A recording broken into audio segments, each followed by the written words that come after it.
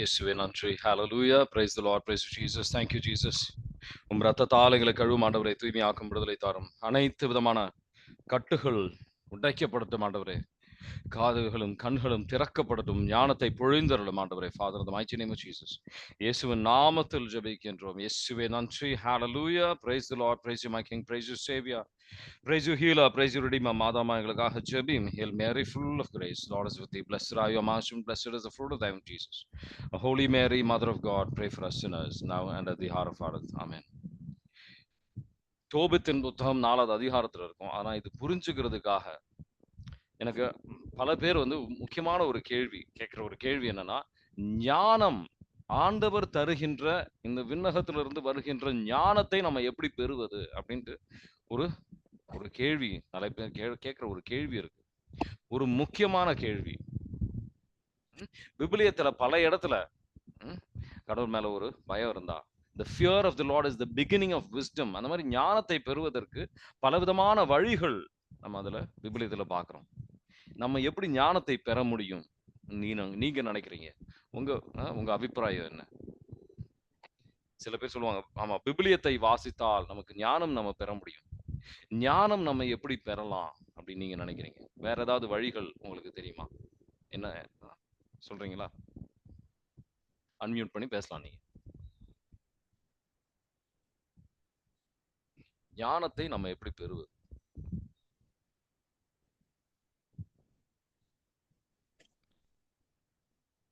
திருப்பாடல் 90 திருப்பாடல் 90ல 12வது வசனம் எடுத்து வாசித்தீங்கன்னா ஞானம் பெறுவதற்கு ஒரு அருமையான ஒரு வழியை நம்ம அங்க வாசிக்கிறோம். திருப்பாடல் 90ல 12வது வசனம் வாசிக்கிறீங்களா?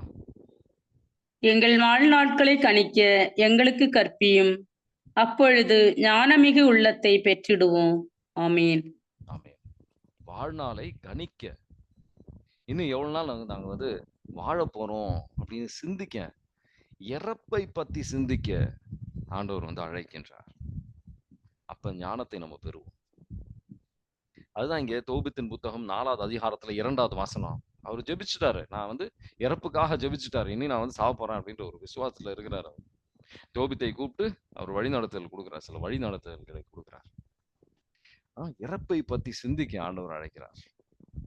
தோபித்தின் புத்தகம் 4வது அதிகாரம் வந்த உடனே மற்றவங்களை உதவி செய்யணும், அதை பத்தி சொல்லலாம் அப்படின்ற ஒரு எண்ணம் தான் வந்து. ஆனா முதல்ல வந்து வந்த எண்ணம் அதா இருந்தாலும் ஆவியானவர் சொல்றான், அதை பத்தி நீ பேசாத, இதை பத்தி நீ பேசு. நம்ம இறப்பை பத்தி அந்த அளவுக்கு நம்ம சிந்திப்பது கிடையாது. ஏன்னா அதுக்கு நமக்கு ஒரு சோகத்தை கொடுக்க வாய்ப்பு இருக்கு. நமக்கு அந்த சோகம் நமக்கு பிடிக்காது. நம்ம சந்தோஷமா இருக்கணும், மகிழ்ச்சியா இருக்கணும்னு ஆசைப்படுகின்ற நபர்கள் எல்லாருமே. சோகமா இருக்கணும்னு சொல்லி நமக்கு யாருக்குமே விருப்பம் கிடையாது. நம்ம வாழ்கின்ற விதத்தை பார்த்தோம்னா நம்ம வந்து எல்லா நாளும் இறப்பே கிடையாதுன்ற விதத்துல தான் நம்ம வாழ்வோம். இறப்பை பத்தி நம்ம அவ்வளவா சிந்திப்பது கிடையாது. வாழ்க்கையில வந்து நம்ம மகிழ்ச்சியா இருக்கணும். இறப்பை பத்தியோ அதுக்கப்புறம் வருகின்ற ஒரு தீர்ப்பை பத்தியோ நம்ம மனதுல வந்து அந்த சிந்தனைகள் வர்றது கிடையாது. இன்னைக்கு ஆண்டவர் வந்து நம்ம தியானிக்க அழைக்கின்ற ஒரு விஷயம் அப்படின்றது இதுதான். இந்த இறப்பை பத்தி சீராக்கின் புத்தகம் 7வது அதிகாரத்துல 36வது வசனம், நம்ம செய்கின்ற அனைத்து விஷயங்களையும் வந்து நம்ம வாழ்வின் முடிவை வந்து சிந்திக்க அழைக்கின்றார் கடவுள். அப்ப நம்ம பாவமே செய்ய மாட்டோமா? அற்புதமான ஒரு வசனம். சீராக்கின் புத்தகம் 7வது அதிகாரத்துல 36வது வசனம் வாசிப்பீங்களா? எல்லாவற்றிலும் உன் முடிவை நினைவில் கொள், அவ்வாறெனில் ஒருபோதும் நீ பாவம் செய்ய மாட்டாய். ஆமீன். ஆமீன். ஹல்லேலூயா. அற்புதமான ஒரு வசனம், முக்கியமான ஒரு வசனம். நம்ம பாவம் செய்யாம இருக்கணும் அப்படின்னு சொல்லி விரும்புறீங்கன்னா அது ஞானத்தின் அடையாளம் தான். செய்கின்ற எல்லா விஷயங்களையும் வந்து இறப்பை பத்தி, வாழ்க்கையின் முடிவை பத்தி நம்ம சிந்திக்கணும். நம்ம கடவுளுக்கு கணக்கை கொடுக்க வேண்டிய விஷயத்தை பத்தி நம்ம சிந்திக்கணும். எங்க இருந்து வந்தோம்? கடவுள் இருந்து வந்தோம். கடவுள் நம்மளை உருவாக்கினார். நம்ம கடவுளை வந்து அவர்கிட்ட திரும்பி செல்லுவோம். அவர்கிட்ட நம்ம வந்து கணக்கை கொடுக்கணும். நம்ம செய்கின்ற ஒரு விஷயத்திற்கும் வந்து நம்ம கணக்கை கொடுக்கணும். சபையுரையாளர் 7வது அதிகாரத்துல 2வது வசனத்தை எடுத்து வாசிப்பாங்க. அவர் அற்புதமா சொல்றாரு, நம்ம வந்து ஒரு மரணத்தின் வீடுக்கு நம்ம செல்லணும். அப்ப மரணத்தை பத்தி நம்ம அதிகமா யோசிப்போம் அப்படின்னு சொல்லி. வலுவுறுத்துகின்றார். சபை உரையாளர் 7வது அதிகாரத்துல 2வது வசனம் வாசிக்கிறீங்களா? எக்லேசியாஸ்டிக்ஸ் 7வது அதிகாரத்துல 2வது வசனம். அப்போ நம்ம வாழ்க்கைக்கு ஒரு குறிக்கோள், முக்கியமான ஒரு குறிக்கோள் நமக்கு வரும். சபை உரையாளர் 7:2 வாசிக்கிறீங்களா?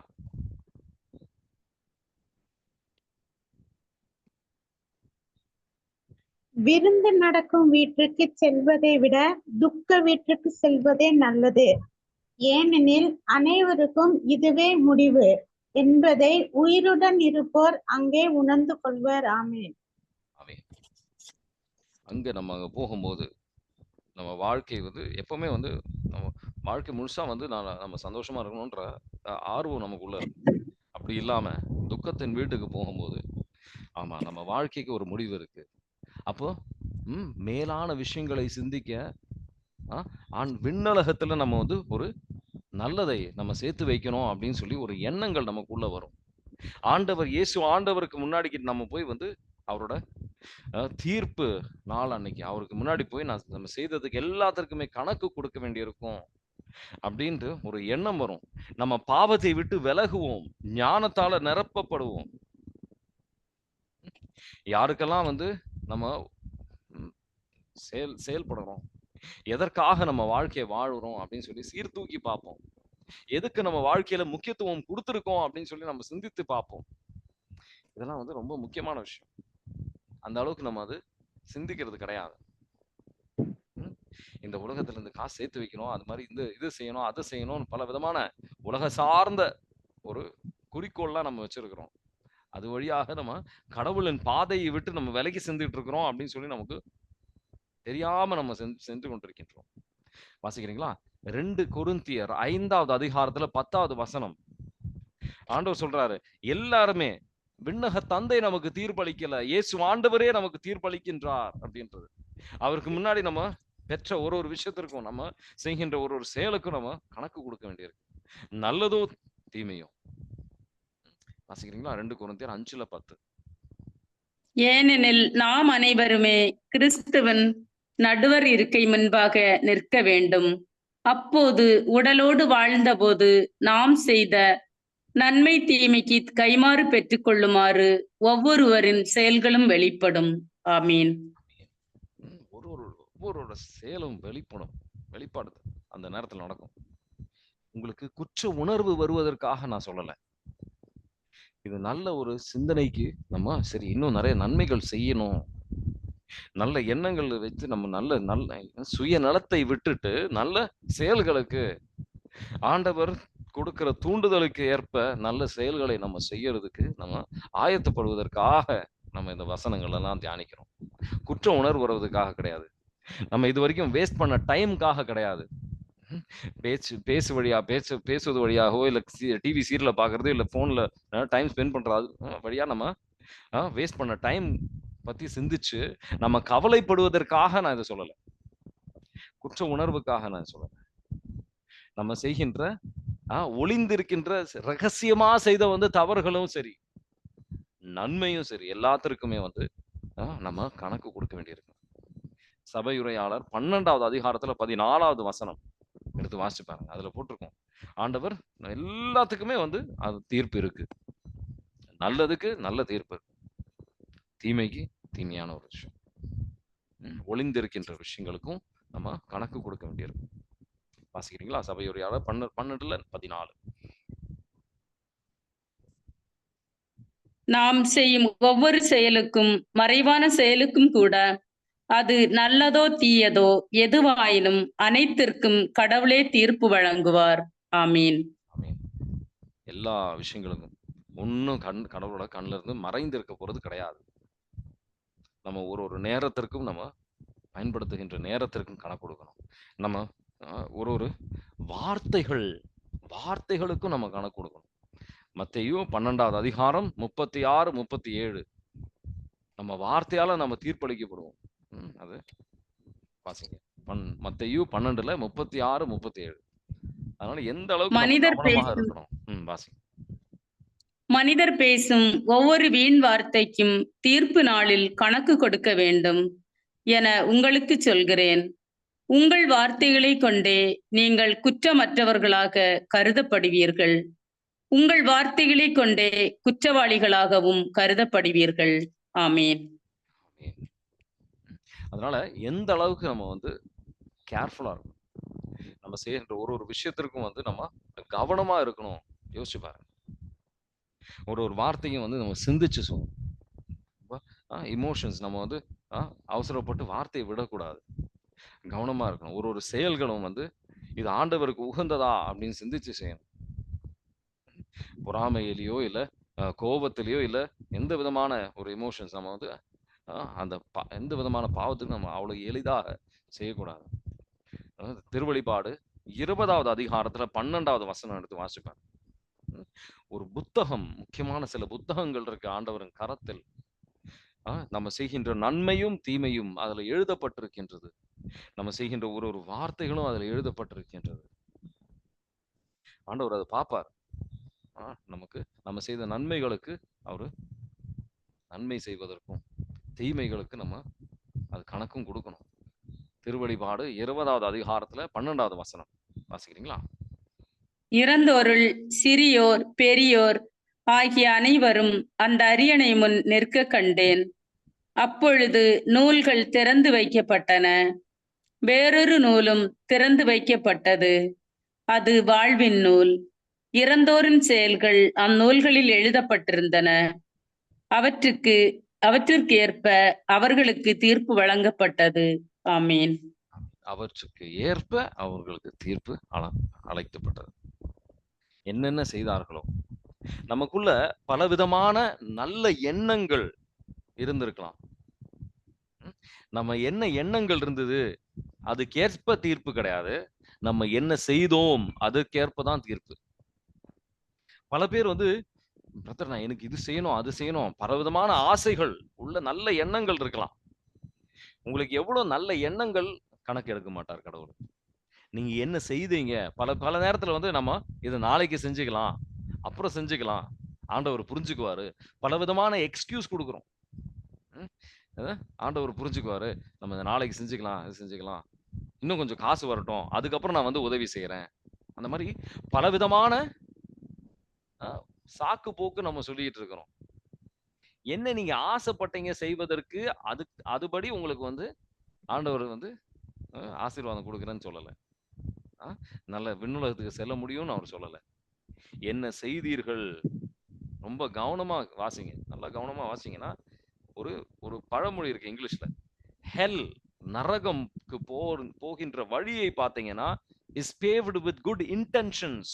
நல்ல சிந்தனைகள் வழியாக நரகத்துக்கு போகக்கூடிய வழி, அதுல வந்து நல்ல சிந்தனைகள் வழியா நல்ல சிந்தனைகள் வந்து இருக்குமாமா. நல்ல சிந்தனைகள் வைத்திருக்கின்றவர்கள் நரகத்துக்கு செல்றாங்களாமா. நல்ல சிந்தனைகள் பத்தாது, நம்ம என்ன நலன் செய்தோம் அப்படின்றதுதான் ஆண்டவர் பார்ப்பாரு. நான் என்ன நல்லது செய்தோம் அப்படின்றதான் ஆண்டவர் பார்ப்பாரு. நம்ம என்ன ஆசைப்பட்டோன்றது கிடையாது. அதனாலதான் இவரு சொல்றாரு பாருங்க, அற்புதமான சில வார்த்தைகள். தோபித்தின் புத்தகம் 4வது அதிகாரத்துல தோபியாஸ் அவரோட பிள்ளைக்கு அவர் கொடுக்குற வழி நடத்துதல், இதை நம்ம வாசித்து தியானிக்க வேண்டிய விஷயம். தோபித்தின் புத்தகம் 4வது அதிகாரத்துல 7-11. உனக்கு முடிஞ்சதை நீ செய்.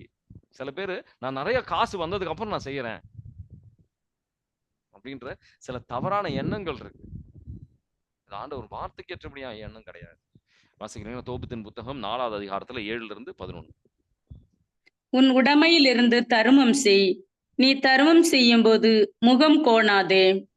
ஏழை எவரிடம் இருந்தும் உன் முகத்தை திருப்பிக் கொள்ளாதே. அதனால் கடவுளும் தம் முகத்தை உன்னிடமிருந்து திருப்பிக் கொள்ள மாட்டார். உனக்குரிய செல்வத்திற்கு ஏற்ப தர்மம் செய். உன்னிடம் மிகுதியாக செல்வம் இருப்பின் மிகுதியாக கொடு. சிறிது செல்வம் இருப்பின் சிறிது கொடு. ஆனால் தர்மம் செய்ய தயங்காதே.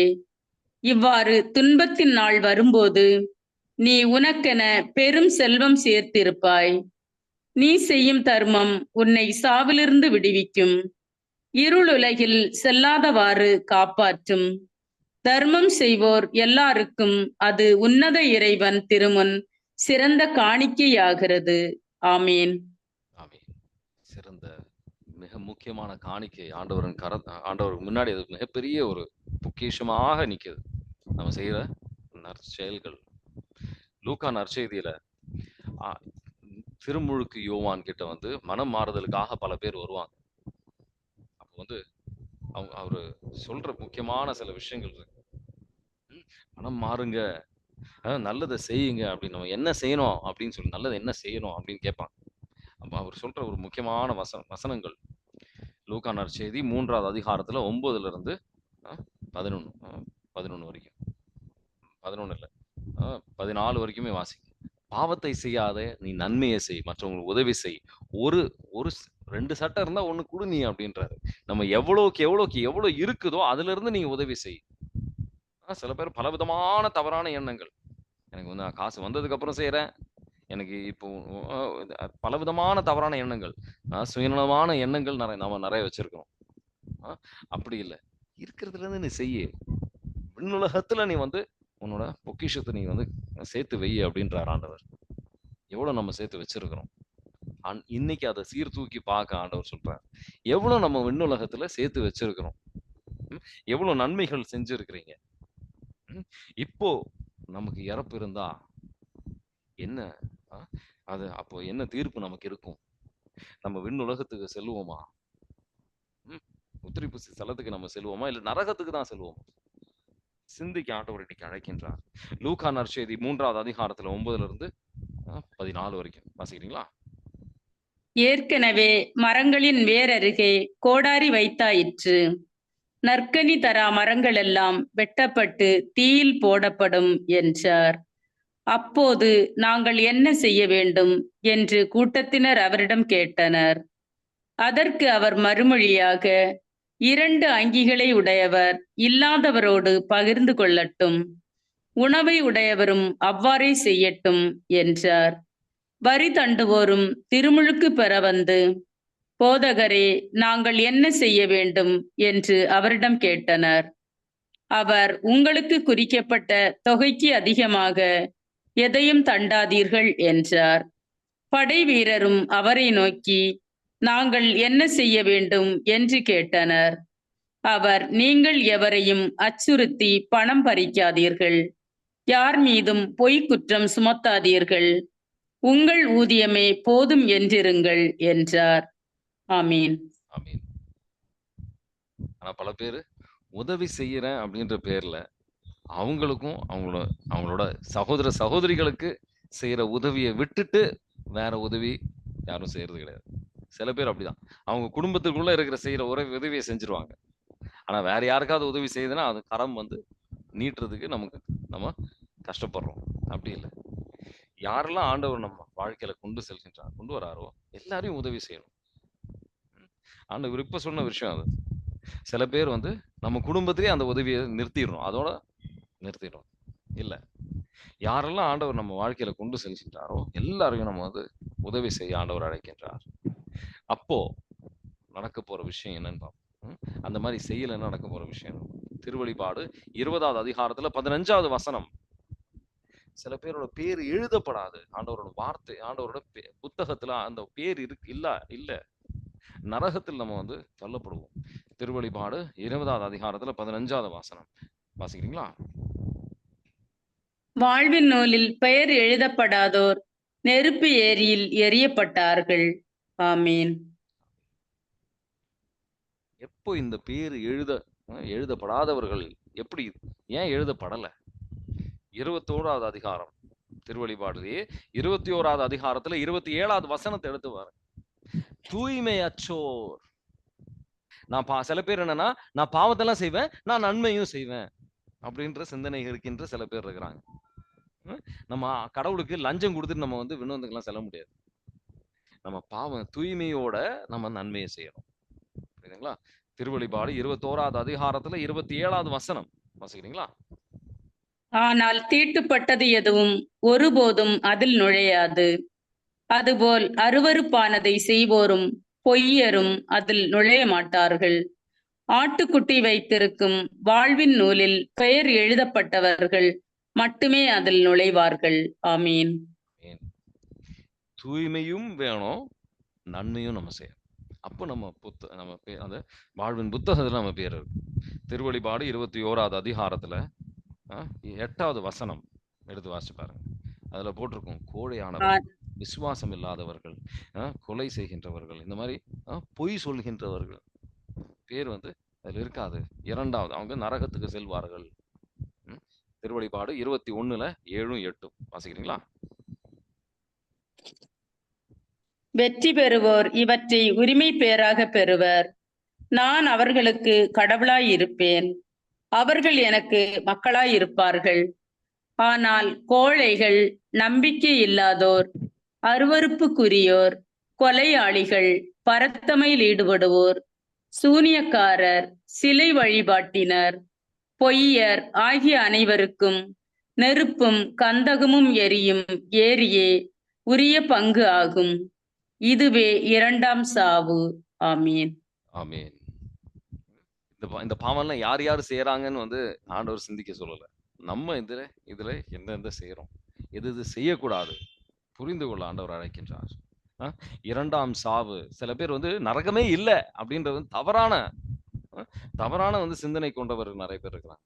ஆண்டவர் இரக்கத்தை வந்து நான் நம்புறேன் அப்படின்னு சொல்லிட்டு நம்ம வந்து நரகத்துக்கு போக வாய்ப்பே இல்லை அப்படின்ற, நரகம்லாம் இருக்க வாய்ப்பே கிடையாது அப்படின்னு சிந்திக்கிற சில பேர் இருக்கிறாங்க. நரகத்தை பத்தி இதுக்கு இருக்கிறதுல அதிகமா சொன்னது வந்து இயேசு ஆண்டவர் தான் வந்து நரகத்தை பத்தி சொன்னார். வேற யாருமே வந்து அந்த அளவுக்கு இயேசு ஆண்டவர் சொன்ன அளவுக்கு யாருமே நரகத்தை பத்தி சொல்லல. இருக்கிறதுல அதிகமா வந்து நரகத்தை பத்தி அவ்வளவுதான். எப்படி ஆண்டவர் வந்து இரக்கமானவரோ அவரு நீதியானவரும் அவரு. சரிங்களா? ஆண்டவர் வார்த்தைக்கு ஏற்றபடியா நம்ம செயல்படலை அப்படின்னு சொன்னா இந்த நரகம் என்றது உறுதியாக இருக்கு. ஆனா முக்கியமா வந்து நம்ம இன்னைக்கு இந்த தீர்ப்பை முன்னிட்டு நம்ம வந்து நல்ல வாழ்க்கையை வாழ்வதற்கு நம்ம வந்து ஆண்டவர் படைத்திருக்கின்றார். ஒரு எதற்காக படைத்திருக்கின்றார்ன்றதை நம்ம புரிஞ்சுக்கணும்.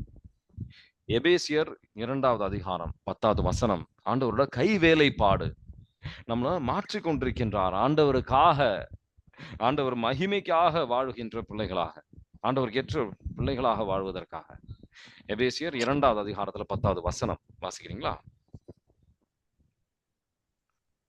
ஏனெனில் நாம் கடவுளின் கை வேலைப்பாடு, நற்செயல்கள் புரிவதற்கென்றே கிறிஸ்து இயேசு வழியாய் படைக்கப்பட்டிருக்கிறோம்.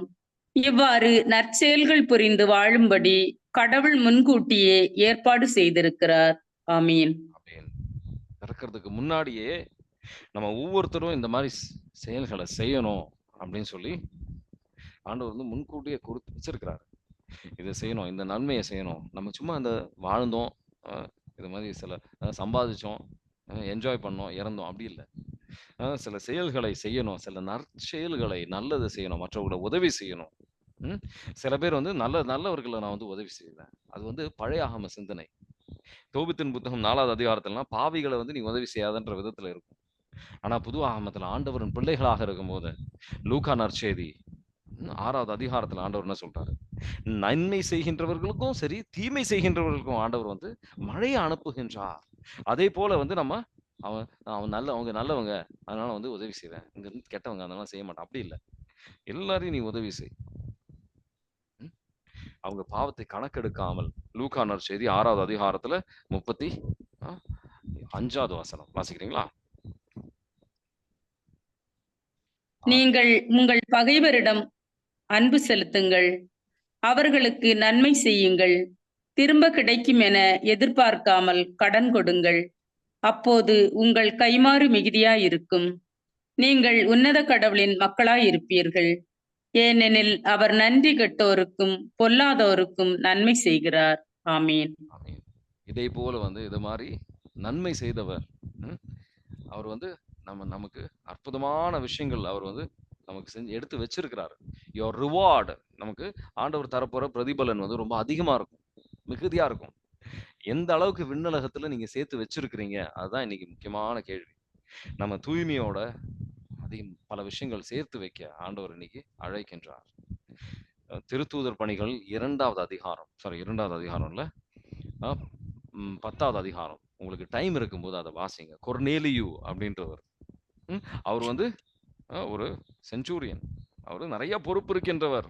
சில பேர் அவங்க பொறுப்பை வந்து அவங்களுக்கு நிறைய பொறுப்பு இருக்குன்னு சொல்லி ஒன்றும் செய்ய மாட்டாங்க. ஏதாவது வந்து சாக்கு போக்கு சொல்லிட்டு இருப்பாங்க.